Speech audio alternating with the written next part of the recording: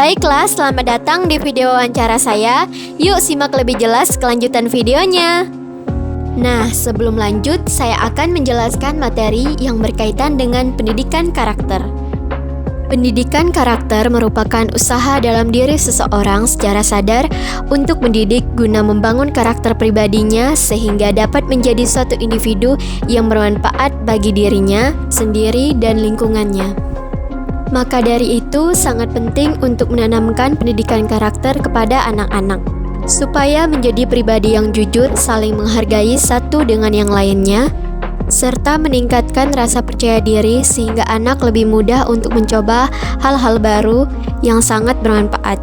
Berikut adalah contoh dari setiap karakter yang sesuai dengan nilai-nilai multikultural, yaitu perilaku yang jujur dan saling menolong, dan perilaku saling menghargai satu sama lain, serta meningkatkan rasa percaya diri untuk bisa melakukan hal-hal yang bermanfaat, misalnya mengembangkan bakat seperti melukis dan lain sebagainya.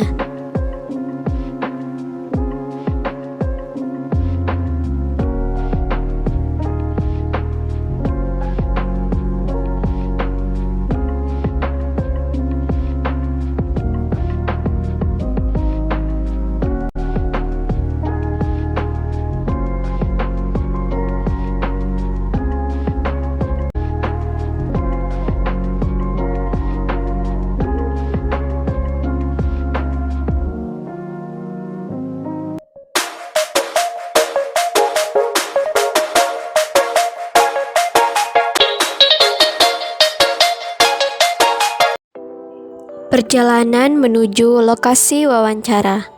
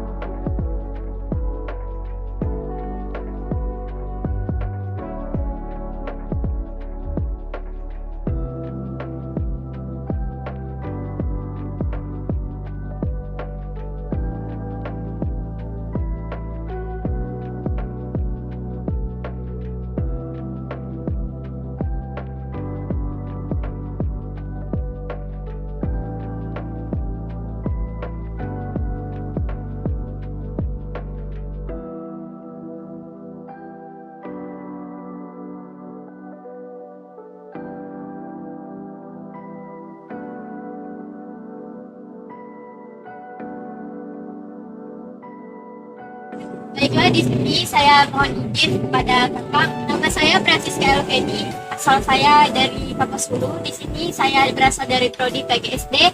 Saya ingin mewawancarai Kakak. Nah, terlebih dahulu di sini saya mau menanyakan nama Kakak itu siapa. Jika Kakak berkenan atau memberikan izin kepada saya untuk mengetahui nama lengkap Kakak, umur Kakak, serta pekerjaan Kakak sekarang.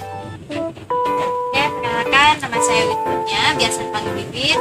Saya umur 18 tahun. Saya bekerja sebagai penjaga stan perempuan.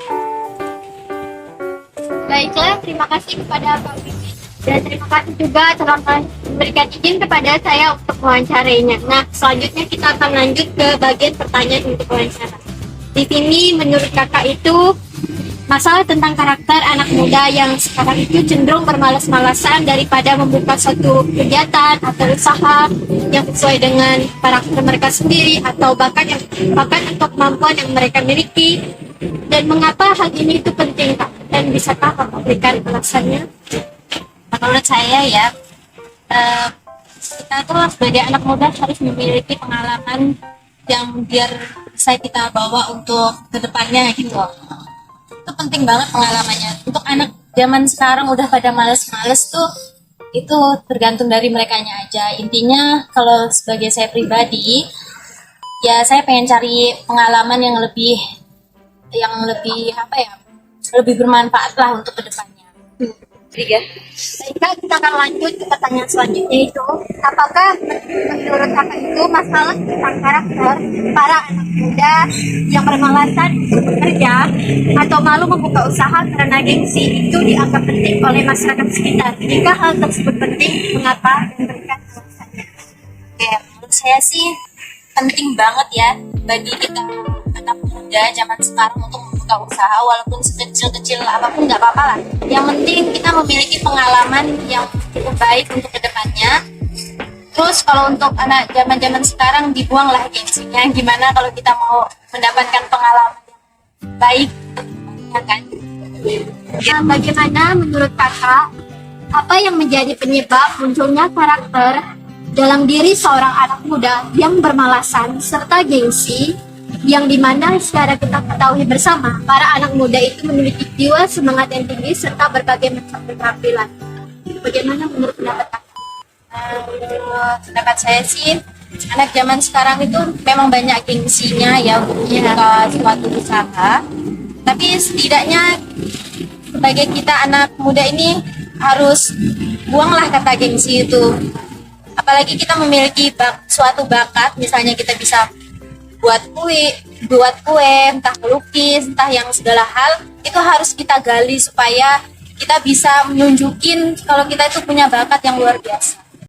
Pertanyaan selanjutnya itu, bagaimana menurut kakak cara mengatasi masalah karakter terhadap anak muda yang sekarang bermalas-malasan serta gengsi?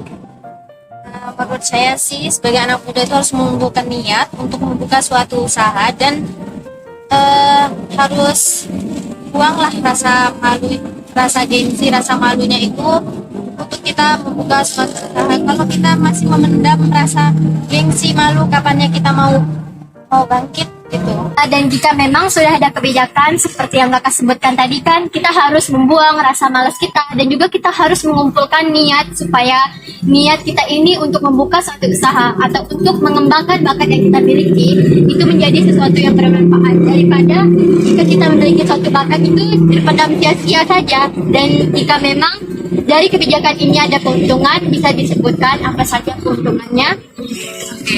Keuntungannya sih menurut saya, kalau jika kita sebagai anak muda ini membuang rasa gengsi dan malu untuk membuka usaha, pasti kita bakal sukses untuk kedepannya.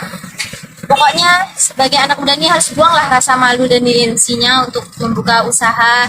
Kita ya walaupun kecil-kecilan lah nggak apa-apa, yang penting kita pede aja untuk itu membuka usaha ini, dan keuntungannya biar kita bisa sukses ke depannya. Dan apakah ada kerugian dalam kebijakan atau cara mengatasi masalah tersebut seperti yang telah kakak sebutkan tadi, di mana kita harus berusaha untuk mengumpulkan niat supaya ketika kita membuka satu usaha itu tidak hanya menjadi rasa malas, terus juga bakat yang kita miliki itu menjadi suatu hal yang bermanfaat.